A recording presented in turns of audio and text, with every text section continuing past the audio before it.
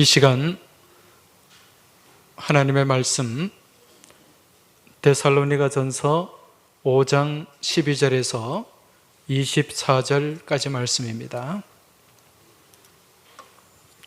하나님 말씀을 받들어 읽겠습니다. 형제들아, 우리가 너희에게 구하노니 너희 가운데서 수고하고 주 안에서 너희를 다스리며 권하는 자들을 너희가 알고 그들의 역사로 말미암아 사랑 안에서 가장 귀히 여기며 너희끼리 화목하라. 또 형제들아, 너희를 권면하노니 게으른 자들을 권계하며 마음이 약한 자들을 격려하고 힘이 없는 자들을 붙들어 주며 모든 사람에게 오래 참으라. 삼가 누가 누구에게든지 악으로 악을 갚지 말게 하고 서로 대하든지 모든 사람을 대하든지 항상 선을 따르라. 항상 기뻐하라. 쉬지 말고 기도하라. 범사에 감사하라. 이것이 그리스도 예수 안에서 너희를 향하신 하나님의 뜻이니라. 성령을 소멸하지 말며 예언을 멸시하지 말고 범사에 헤아려 좋은 것을 취하고 악은 어떤 모양이라도 버리라. 평강의 하나님이 친히 너희를 온전히 거룩하게 하시고 또 너희의 온 영과 혼과 몸이 우리 주 예수 그리스도께서 강림하실 때에 흠없이 보존되기를 원하노라. 너희를 부르시는 이는 미쁘시니 그가 또한 이루시리라. 아멘.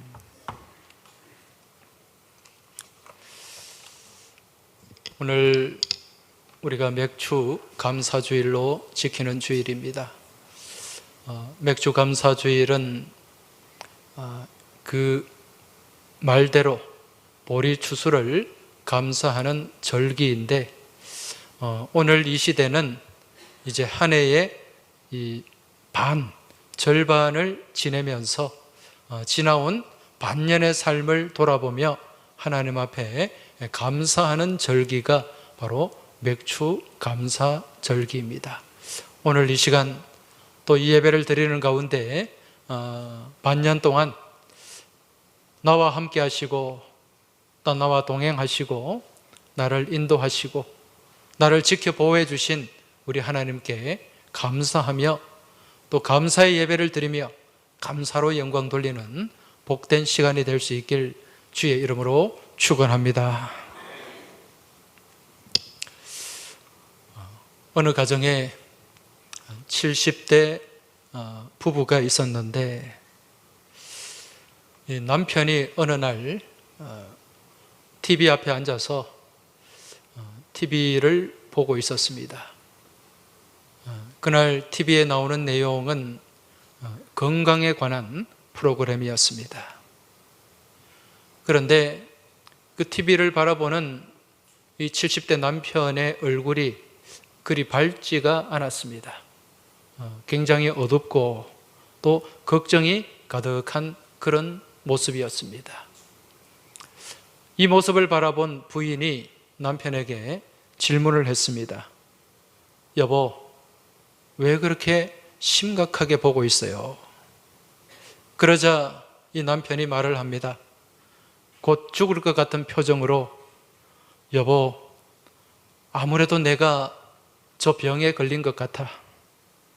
요즘 너무 쉽게 피로하고 아랫배도 계속 아프고 가슴도 답답하고 밥맛도 없는 것이 지금 저 병하고 증세가 똑같은 것 같아요. 이 말을 들은 할머니도 이 부인도 걱정이 되어가지고 같이 앉아서 TV를 계속 봤습니다. 방송을 마칠 즈음에 이 TV 사회자가 마무리하면서 이렇게 말을 합니다. 지금까지 시청해 주신 시청자 여러분께 감사를 드립니다. 오늘은 우리가 자궁암에 대해서 자세히 살펴보았습니다. 그리고 끝이 났습니다. 네. 여러분, 이 남편이 무슨 걱정을 한 겁니까? 쓸데없는 걱정을 한 거죠. 이처럼 사람들은 나와 전혀 상관없는 걱정을 스스로 만들어서 하는 경우가 참 많이 있습니다. 캐나다의 유명한 작가 중에 어니 젤렌스키라는 작가가 있습니다. 이 젤렌스키는 우크라이나 대통령이 아니라 캐나다 작가입니다. 이분이 쓴 책 중에 모르고 사는 즐거움이라는 책이 있어요. 모르고 사는 즐거움. 우리가 어중간하게 알고 있는 것이 우리를 더 힘들게 하고 더 걱정스럽게 만든다는 얘기입니다. 이분이 쓴 책에 보면 우리가 평소 살아가면서 염려하고 걱정하는 일들 대부분이 쓸데없는 걱정이라는 거죠. 또 걱정해도 아무 소용없는 것들, 그런 것들을 붙잡고 우리가 그렇게 근심하고 염려하고 걱정하며 살아간다는 것입니다. 정작 내가 걱정해야 될 것은 전체 걱정거리에 진짜 걱정거리는 4%도 안 된대요. 나머지 96%는 다 뭡니까? 쓸데없는 걱정이다. 이미 일어난 일, 내가 어떻게 할 수 없는 것들, 이런 것들을 붙잡고 그렇게 걱정하고 근심하고 염려하며 살아간다는 겁니다. 이렇게 염려하고 걱정하고 또 근심 가운데 살아갈 때 우리 삶 가운데 스트레스가 가득 채워지게 되죠. 그렇게 스트레스가 가득한 삶 가운데 무엇이 또 나타납니까? 불평이 나타나고 불만이 나타나게 된다는 것입니다. 여러분, 이 불평이라는 말이 무슨 뜻입니까? 불평. 가끔 불평하시죠? 이 불평이라는 말을 한자로 보면은 안일 불자에 평평할 평자입니다. 무슨 얘기입니까? 공평하지 않다는 거예요. 평등하지 않다는 얘기입니다.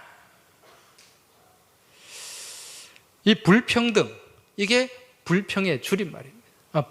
불평등의 줄임말이 불평이에요. 우리 삶 가운데 이 불평이 생기는 것은 내가 가진 것이나 내가 받는 대우가 공평하지 않다는 생각이 들기 때문에, 그래서 입술 가운데 불평이 나오게 된다는 거죠. 여러분, 우리가 살아가는 이 세상이 공평한 세상입니까? 모두가 평등합니까? 공평해요? 불공평해요? 불공평하죠. 불평등한 세상입니다. 이런 불평등을 없애기 위해서 만든 사상, 이데올로기가 공산주의입니다. 여러분, 공산주의는 같이 생산해가지고 같이 나누는, 평등하게 나누는 그런 이상적인 사회예요. 그런데 실제 여러분, 우리 주변에 있는 공산주의를 보면 평등합니까? 이 모두가 공평합니까? 전혀 그렇지 않죠. 오히려 공산주의가 더 불공평한 체제예요. 우리가 저 북한을 보더라도 알 수 있지 않습니까? 여러분, 저 북한 사회가 평등한 사회입니까? 전혀 그렇지 않아요. 지금도 아주 호화롭게 살면서 그렇게 맛있는 음식 배불리 먹으면서 그렇게 사는 사람들이 있는가 하면 지금도 굶어 죽는 사람들이 있어요. 지금 여러분, 북한의 아사자들이 지금 굉장히 많이 나오고 있습니다. 불공평해도 너무도 불공평한 거예요. 여러분, 그 김정은 보세요. 그 국방위원장입니까? 지금 얼굴이 터질 것 같아요. 그런데 지금 피골이 상접한 그런 백성들, 인민들이 또 얼마나 많은지 몰라요. 공평하지 않다는 거죠. 이는 중국이나 러시아 같은 공산사회도 마찬가지입니다. 자본주의보다 오히려 더 이 격차가 심한 사회예요. 그럼 우리 자본주의 사회는 공정합니까? 불평등이 없습니까? 여러분, 자본주의 사회 또한 이 공평과는 거리가 멉니다. 불평등이 지배를 하고 있어요. 그나마 자본주의는 이러한 불평등을 없애고 공평한 사회를 만들기 위해 노력을 합니다. 그렇지만 때로는 결과가 그 노력과는 별개로 나타나는 경우가 참 많이 있다는 거죠. 몇 년 전에 어느 대통령이 취임을 하면서 취임사에서 이런 말을 한 적이 있어요. 기회는 평등하고, 과정은 공정하고, 결과는 정의로울 것입니다. 이 말을 들은 많은 백성들이 환호를 했습니다. 저 또한 그렇게 되기를 바랬어요. 근데 시간이 지나고 나니까 전혀 그런 결과가 없잖아요. 이건 누구나 마찬가지입니다. 여러분, 누가 대통령이 돼도 마찬가지예요. 무엇을 의미합니까? 사람이 하는 일은 무슨 일을 하든지 공평할 수가 없고, 공정할 수도 없고, 정의로울 수가 없다는 것입니다. 왜? 우리 인간의 가운데 무엇이 지배하기 때문에? 욕심이 지배하기 때문에. 이런 욕심에서 자유로울 수 있는 사람은 아무도 없다는 것입니다. 그래서 세상은 불공평한 거예요. 불평등한 거예요. 이러한 불평등한 세상을 바라보고 이러한 세상에 속해서 살아가다 보면 입술에 불평이 떠나지 않는 거예요.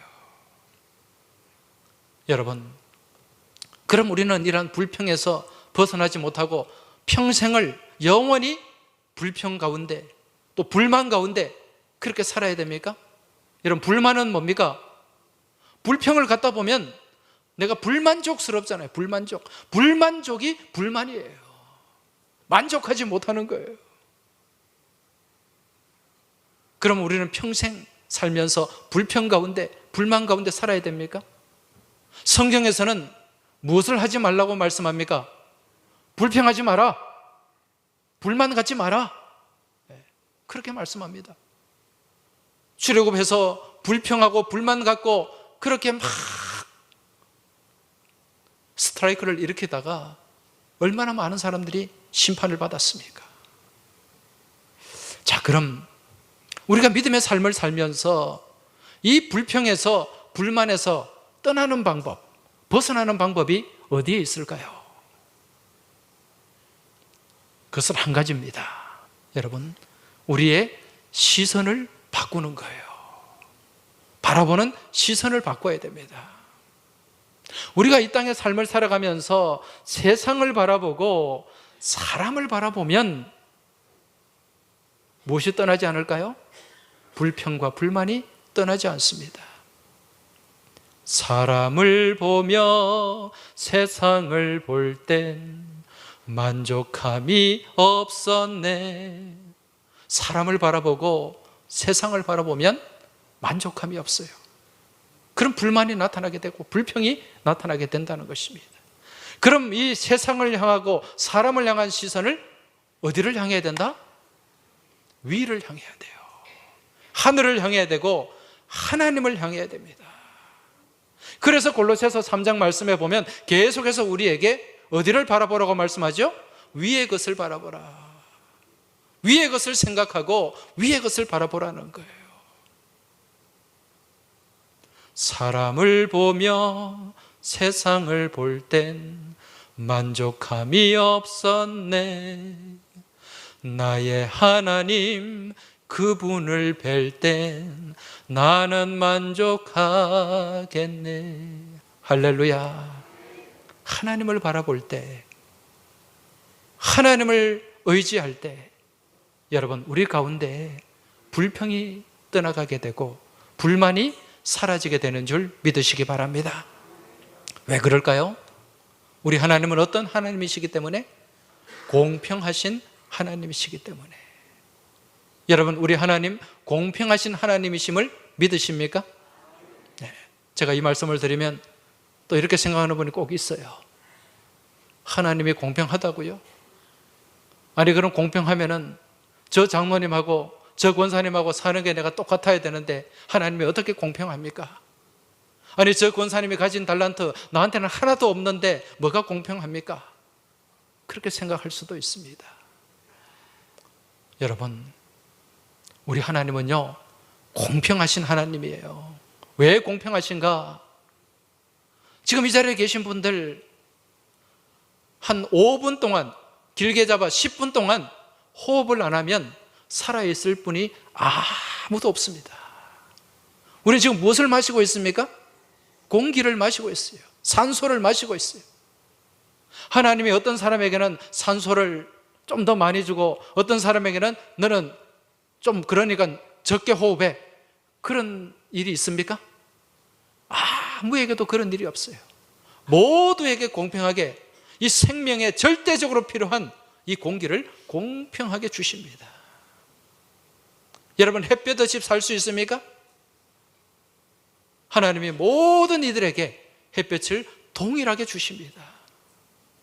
농사를 짓는 데 있어서 햇볕은 절대적이죠. 어느 집의 땅에는 햇볕을 좀 더 많이 주시고 어느 집의 땅에는 좀 적게 주시고 그렇지 않다는 거죠. 동일하게 주시는 분이에요. 동일한 양의 공기와 동일한 양의 햇빛과 동일한 환경에서 우리를 살아가게 하시는 분이 공평하신 하나님이라는 것입니다. 더불어서 우리가 각자 하나님께서 주신 달란트가 있어요. 여러분, 다 달란트가 각자 다양합니다. 내게 없는 달란트가 저 사람에게 있어요.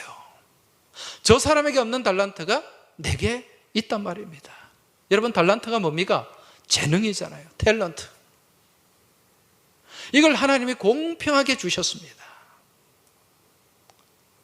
우리 앞에 있는 황성학 집사님 달란트, 그 음악적인 달란트 저에게는 없어요. 그런데 저는 또 황 집사님이 가지고 있지 않은 달란트를 제가 가지고 있다는 거죠. 우리 김선홍 집사님 운동 참 잘하십니다. 탁구도 잘 치고 옛날에는 야구도 하셨는데 그런 달란트가 저한테는 없지만 그래도 제가 김 집사님이 갖고 있지 않은 그 달란트 저한테 있다는 거예요. 예.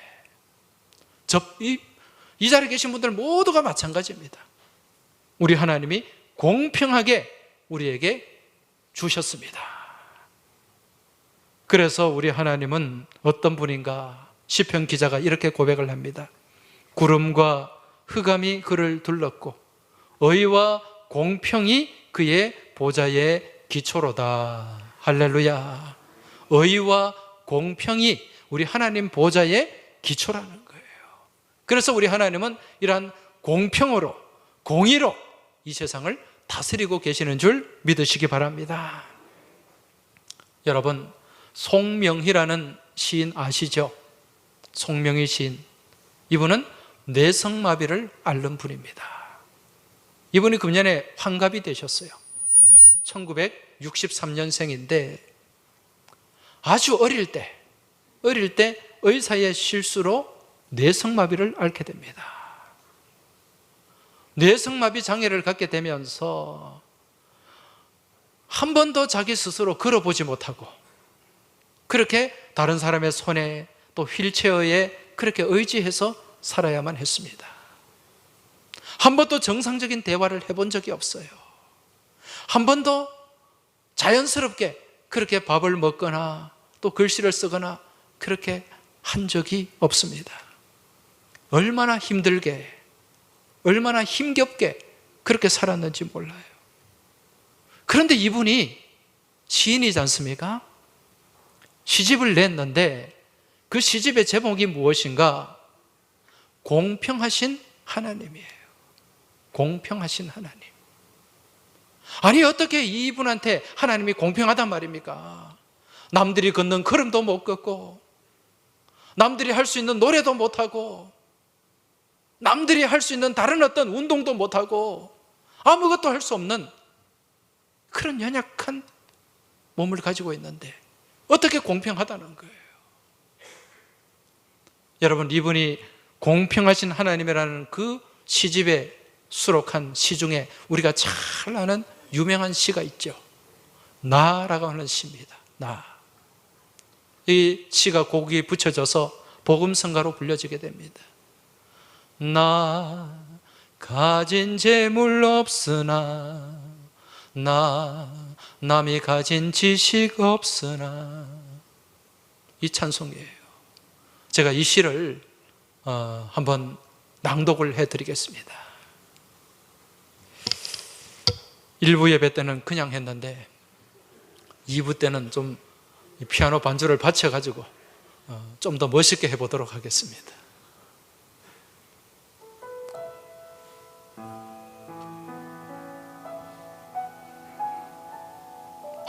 나 가진 재물 없으나, 나 남이 가진 지식 없으나, 나 남에게 있는 건강 있지 않으나, 나 남이 없는 것 있으니,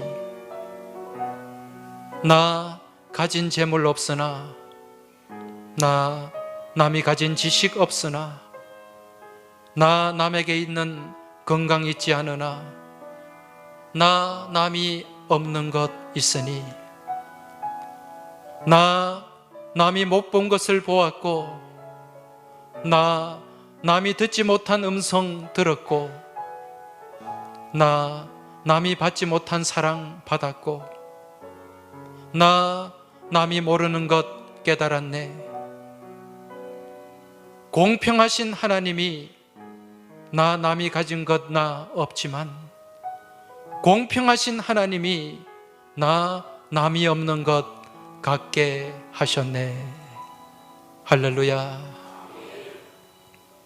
이 시에서 공평하신 하나님, 공평하신 하나님, 그렇게 고백을 하고 있습니다.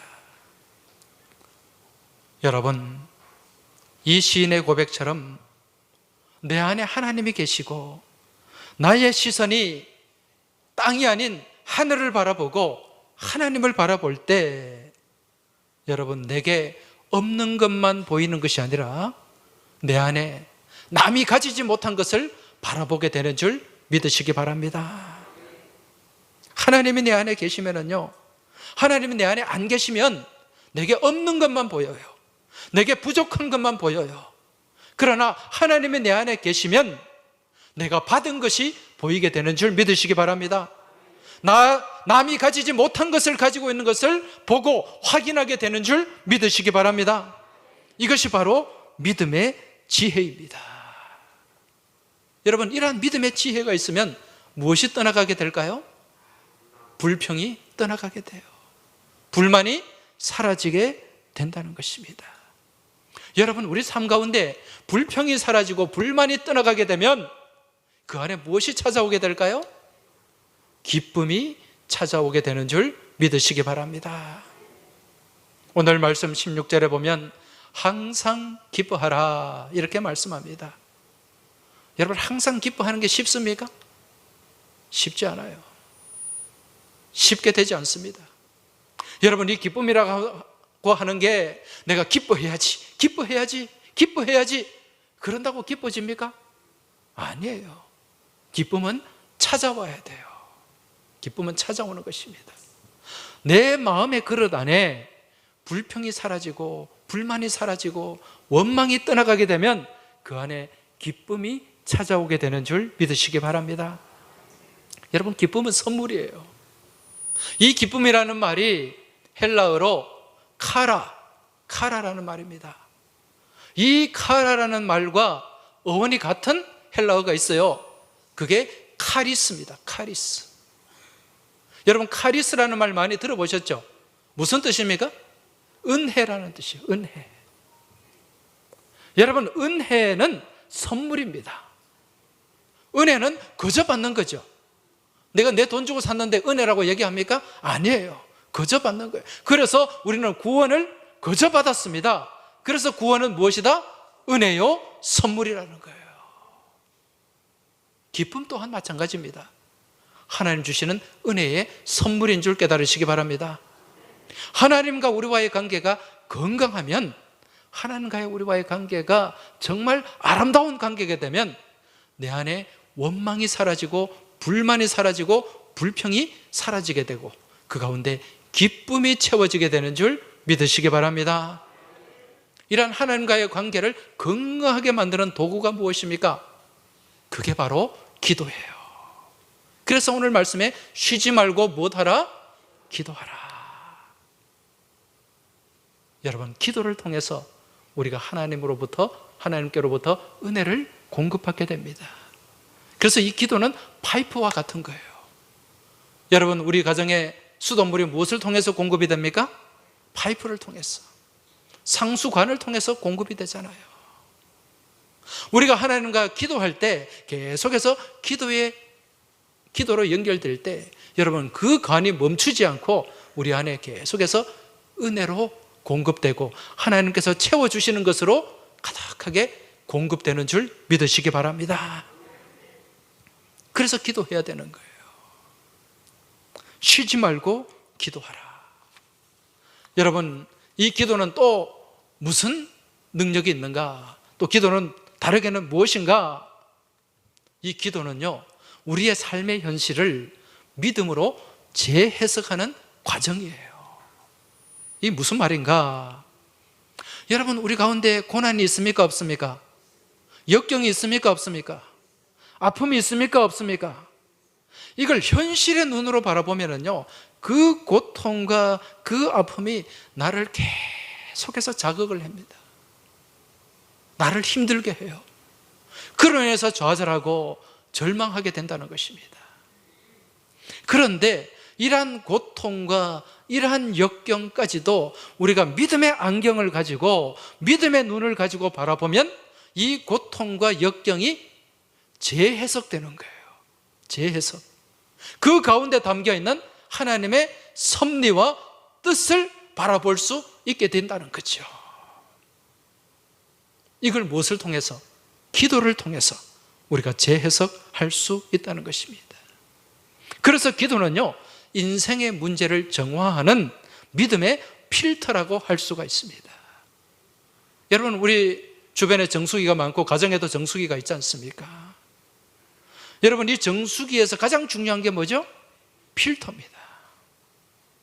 이 필터를 통해서 들어온 물들, 우리가 직접 마시면 해로운 물들을 걸러내고 정화하고 정수를 해준다는 거죠. 우리의 믿음의 삶 또한 마찬가지입니다. 우리 삶 가운데 온갖 탁한 생각들이 막 우리 삶에 들어와요. 탁한 생각과 또 삶의 여러 가지 문제들이 필터링 되지 않고 막 들어와 버리면 우리의 삶이 공격을 받게 돼요. 우리의 심령이 공격을 받게 되고, 그리고 병이 들게 되고 심각한 문제 앞에 놓여지게 된다는 것입니다. 그런데 기도를 하게 되면요, 이러한 삶의 문제들, 역경들까지도 필터링을 하게 됩니다. 버릴 것은 버리고 걸을 것은 거르고, 그러면서 믿음의 재해석이 가능해진다는 거죠. 그래서 이 고난과 역경들이 내게 다가올 때 이게 나를 무너뜨리고 나를 좌절시키는 그런 불행이 아니라 오히려 내게 나를 더 세우고 하나님께 더 가까이 나아가게 만드는 유익의 도구로 나를 만들어준다는 것입니다. 이게 고난의 유익인 줄 깨달으시기 바랍니다. 그래서 시편 기자는 시편 119편 71절 말씀을 통해서 고난당한 것이 내게 유익이라, 이로 말미암아 내가 주의 율례를 배우게 되었나이다 라고 고백을 하고 있습니다. 할렐루야. 율례가 뭡니까?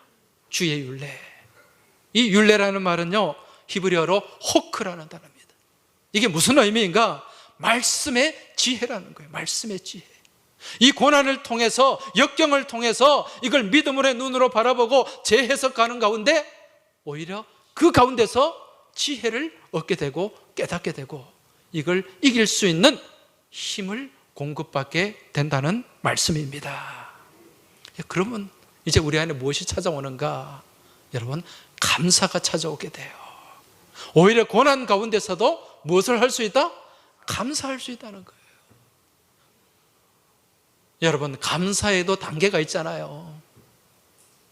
여러분, 감사의 1차원적인 감사가 뭡니까? 무엇 때문에? 무엇 때문에? 내가 무엇을 받아서 감사한 거예요. 그런데 이 1차원적인 감사를 뛰어넘는 감사가 있습니다. 그게 무슨 감사입니까? 그럼에도 불구하고 여러분, 이 감사가 차원이 높은 감사요, 이 감사에 능력이 있고 기적이 있는 줄 믿으시기 바랍니다. 이게 믿음의 재해석을 통해 가능하다는 거예요.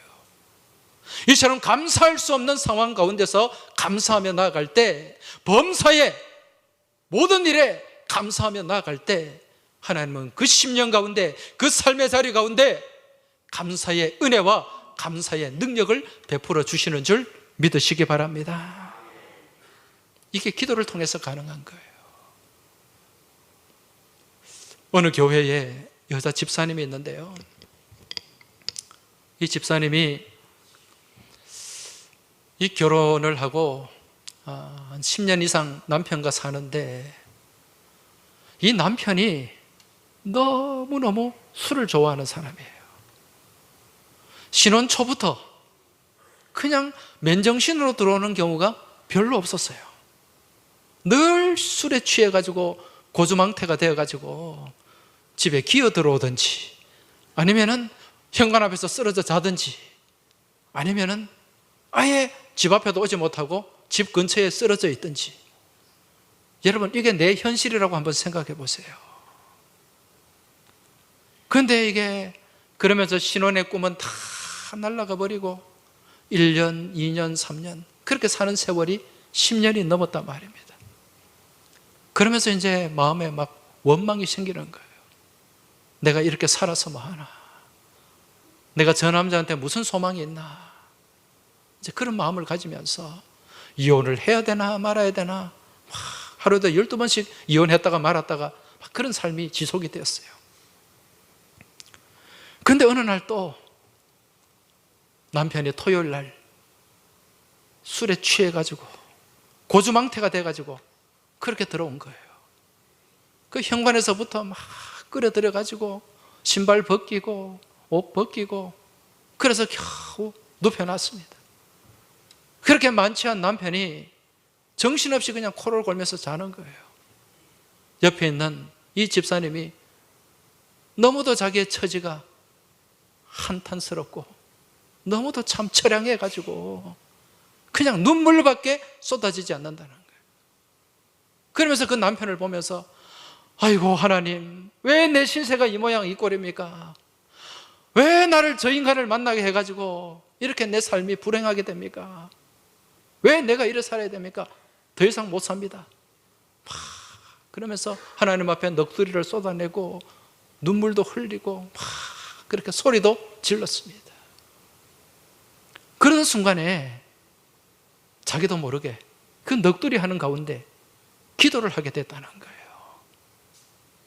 그 남편을 앞에 두고 눈물을 흘리면서 기도를 하는데, 넋두리를 쏟아내는 기도를 하다 보니까 어느 순간에 이런 생각이 문득 들더랍니다.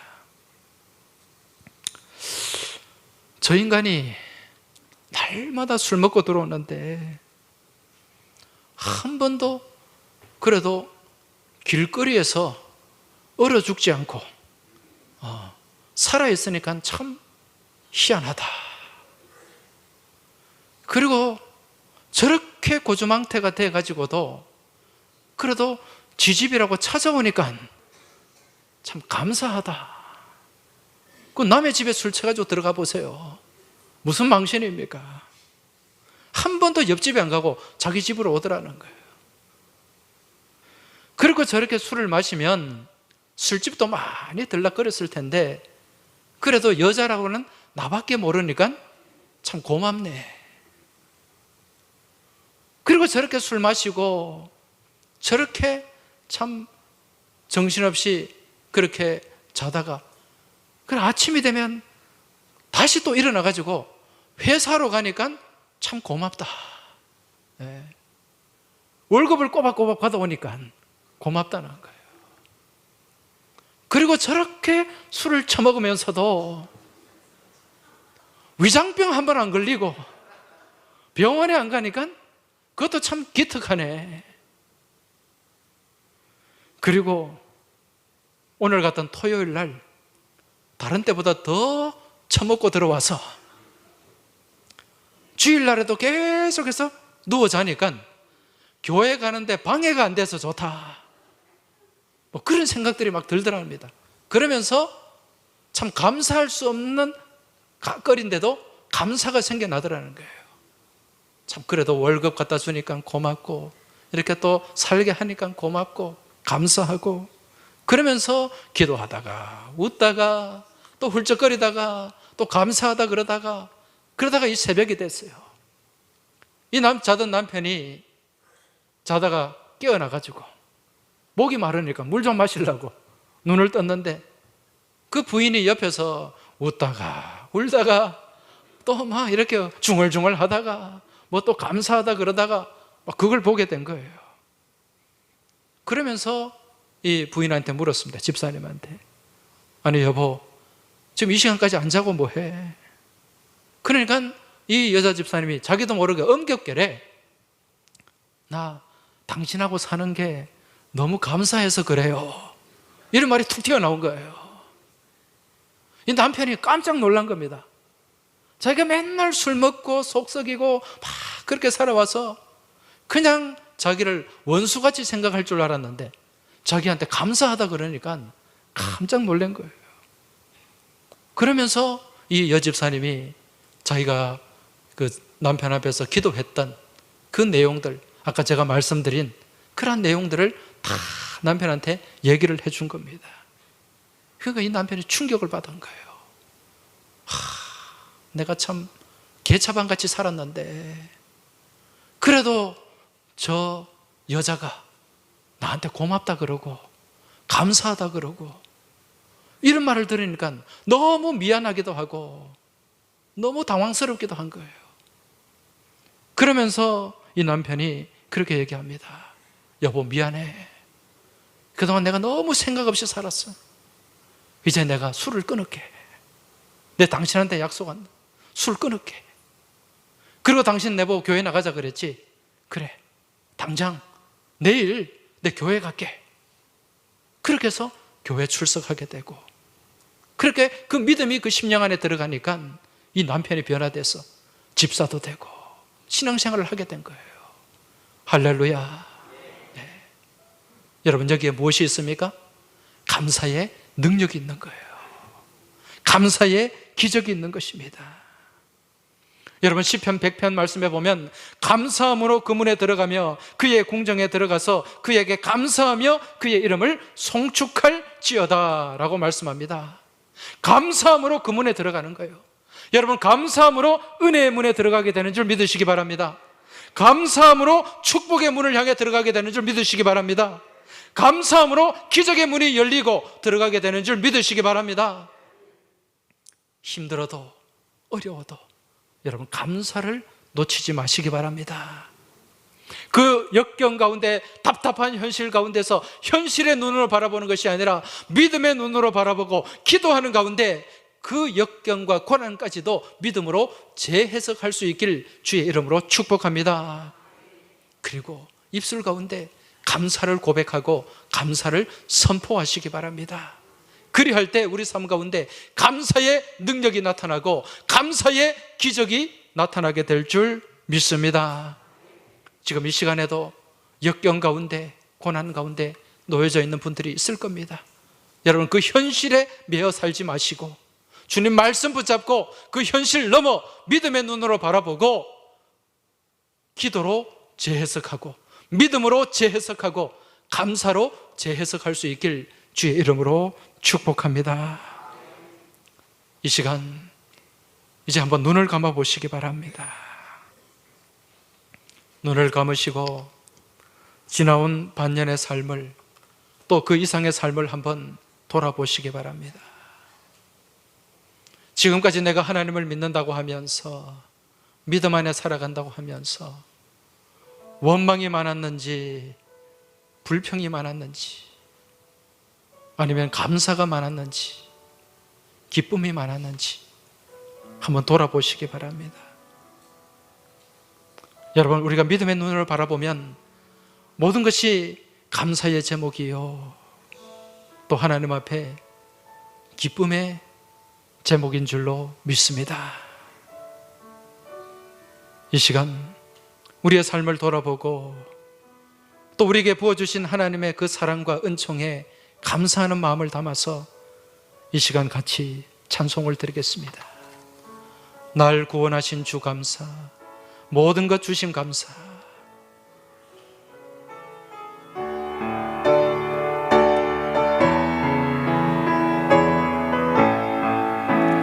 날 구원, 우리에게 주신 하나님의 사랑, 하나님의 은혜, 우리가 다시 돌아보며 감사하며 이 시간 감사의 고백을 담아 하나님 앞에 잠시 기도를 드리겠습니다. 이 시간 하나님 앞에 여러분 크고 작은 감사의 제목을 내어놓고 감사하며 기도하시기 바랍니다. 우리 다 같이 주여 한번 외치고 같이 기도 드리겠습니다. 주여, 살아서 역사하시는 하나님 아버지, 저희들이 살아온 지난 반년의 삶을 되돌아보면서 저희의 삶 가운데 역사하시고 함께하신 하나님의 사랑과 하나님의 은혜를 돌아보며 이 시간 하나님께 감사를 올려드립니다. 저희를 구원하여 주신 것을 감사드립니다. 하나님의 자녀로 택하여 주시고 하나님의 백성 삼아 주신 것 감사를 드립니다. 아버지 하나님, 저희들의 삶의 모든 여정을 돌아볼 때 이것도 감사요 저것도 감사요 모든 것이 감사였음을 이 시간 고백합니다. 헤쳐나온 풍랑도 감사합니다. 아버지 하나님, 아픔과 기쁨도 감사합니다. 측량하지 못할 은혜로 저희들에게 베풀어 주신 은혜, 사랑에 감사를 드립니다. 아버지 하나님, 정말 암울하고 답답한 상황 가운데서도 좌절하지 않게 하여 주시고 주님 바라보게 하시고 주님 의지하게 하시고 주님 생각하게 하시며 저희들에게 삶의 소망을 주심에 감사를 드립니다. 아버지 하나님, 이러한 감사의 제목을 가지고 감사의 고백을 가지고 감사하며 나가는 저희들의 삶이 되게 하여 주시고 저희 삶 가운데 감사의 능력과 감사의 기적이 차고 넘치게 하여 주시옵소서. 오늘 이 시간 참석한 우리 모든 예배자들에게 감사와 기쁨이 넘쳐나게 하여 주시옵소서. 아버지 하나님, 감사합니다. 지나온 저희들의 삶의 여정을 돌아볼 때 발자국 발자국마다 하나님의 은혜가 고여 있고 사랑이 담겨 있음을 바라보고 고백합니다. 이 모든 것이 하나님의 감사 제목임을 저희들이 고백합니다. 주님, 저희들이 믿음의 삶을 살아가면서 감사를 놓치지 않게 하여 주옵소서. 불평과 불만과 원망 가운데 휩싸여 살아가는 저주받은 인생이 아니라 하나님 말씀 안에서 그 은혜 가운데서 기뻐하고 감사하는 축복된 삶을 살아갈 수 있도록 주님 도와주시옵소서. 날마다 날마다 감사하는 가운데 감사의 능력과 감사의 기적이 저희 삶 가운데 충만하게 채워지고 나타나길 소망하며 우리 주님 예수 그리스도 이름으로 기도하옵나이다. 아멘.